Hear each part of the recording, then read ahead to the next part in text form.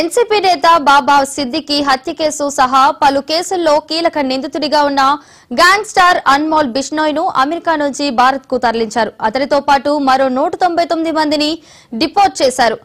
వారిలో ఇద్దరు పంజాబ్ వాంటెడ్ జాబితాలో ఉండగా మిగిలిన 197 మంది అక్రమంగా అమెరికాలో నివసిస్తున్నారు. వీరిని తరలిస్తోన్న విమానం బుధవారం మధ్యాహ్నం ఢిల్లీలోని ఇందిరాగాంధీ అంతర్జాతీయ విమానాశ్రయంలో ల్యాండ్ అయిందని అధికారులు వెల్లడించారు. అన్మోల్ గ్యాంగ్స్టర్ లారెన్స్ బిష్నోయ్ సోదరుడు. గత ఏడాది ఏప్రిల్లో నటుడు సల్మాన్ ఖాన్ ఇంటి వద్ద కాల్పుల ఘటనకు బాధ్యత వహిస్తూ సామాజిక మాధ్యమాల్లో పోస్ట్ పెట్టాడు. దీంతో ముంబై పోలీసులు అతడిపై లుకౌట్ నోటీసులు జారీ చేశారు. ముంబైలో సంచలనం సృష్టించిన బాబా సిద్దికి హత్య కేసు నిందితులతోనూ టచ్ లో ఉన్నాడు. 2022లో జరిగిన ప్రముఖ పంజాబీ గాయకుడు సిద్ధు మూసేవాలా హత్య కేసులోనూ అభియోగాలు ఎదుర్కొంటున్నాడు. మూసేవాలా హత్యకు కొన్ని రోజుల ముందు నకిలీ పత్రాలను ఉపయోగించి దేశం దాటాడని గతంలో నిఘా వర్గాలు వెల్లడించాయి. అతనిపై వివిధ ప్రాంతాల్లో దాదాపు 20 కేసులు నమోదయ్యాయి. అతడి గురించి సమాచారం ఇచ్చిన వారికి జాతీయ దర్యాప్తు సంస్థ 10 లక్షల రివార్డు కూడా ప్రకటించింది. అన్మోల్ విదేశాల్లో ఉండి కార్యకలాపాలు నిర్వహిస్తుండేవాడు. ఈ కేసుల నేపథ్యంలో అతన్ని భారత్ కు రప్పించేందుకు ముంబై పోలీసులు ముమ్మర ప్రయత్నాలు చేశారు. గత ఏడాది అతడు అమెరికా పోలీసులకు చిక్కాడు. అతన్ని అప్పగించాలని జాతీయ దర్యాప్తు సంస్థ ఎన్ఐఏ అధికారులు అగ్రదేశంలోని FBI, డిపార్ట్మెంట్ ఆఫ్ హోంల్యాండ్ సెక్యూరిటీలతో సంప్రదింపులు జరిపారు. ఈ నేపథ్యంలో అమెరికా అతన్ని డిపోర్ట్ చేసింది.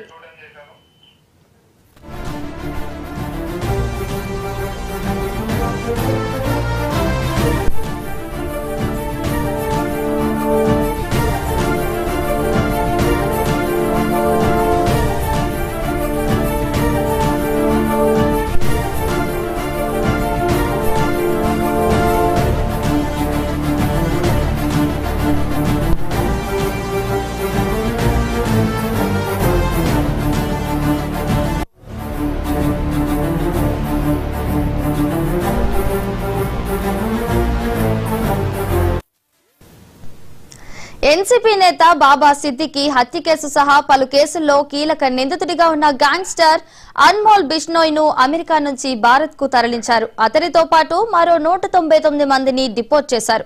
వారిలో ఇద్దరు పంజాబ్ వాంటెడ్ జాబితాలో ఉండగా మిగిలిన 197 మంది అక్రమంగా అమెరికాలోకి నివసిస్తున్నారు.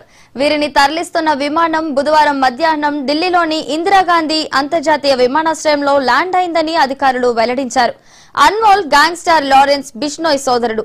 గత ఏడాది ఏప్రిల్లో నటుడు సల్మాన్ ఖాన్ ఇంటి వద్ద కాల్పుల ఘటనకు బాధ్యత వహిస్తూ సామాజిక మాధ్యమాల్లో పోస్ట్ పెట్టాడు. దీంతో ముంబై పోలీసులు అతడిపై లుకౌట్ నోటీసులు జారీ చేశారు.